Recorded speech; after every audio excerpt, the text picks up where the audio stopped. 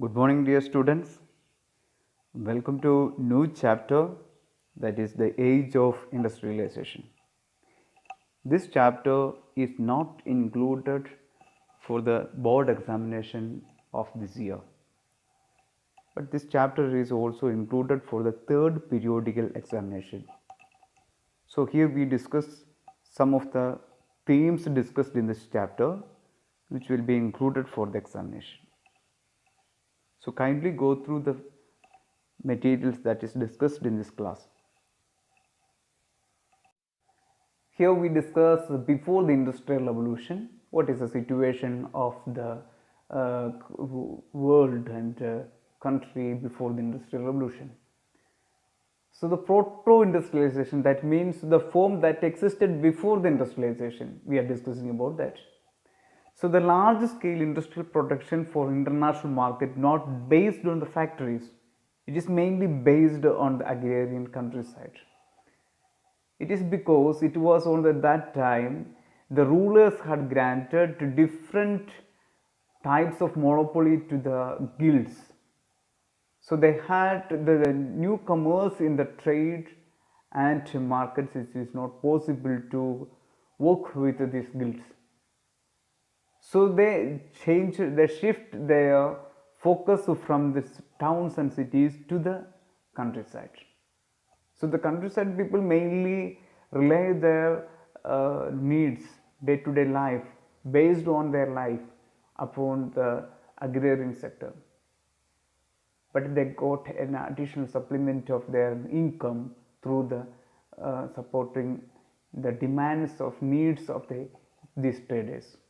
So the countryside, the poor persons and artisans eagerly agreed so that they could remain in countryside and to continue to cultivate their small plots.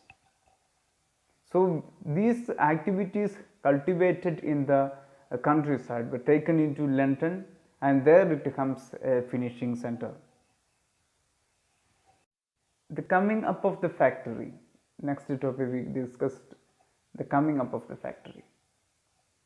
So the late 18th century onwards, the number of the factories multiplied. So the industrialization made its first step on the cotton.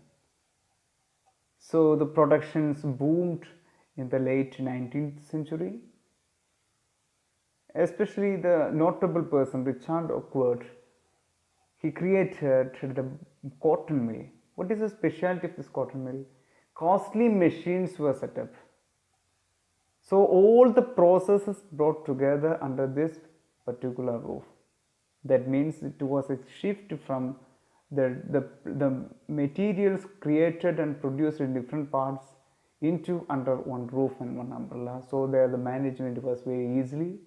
So that was a change and shift and development in the industrialization. The pace of industrial change. First, in Britain, we know the most dynamic industries were mainly based on cotton and metals.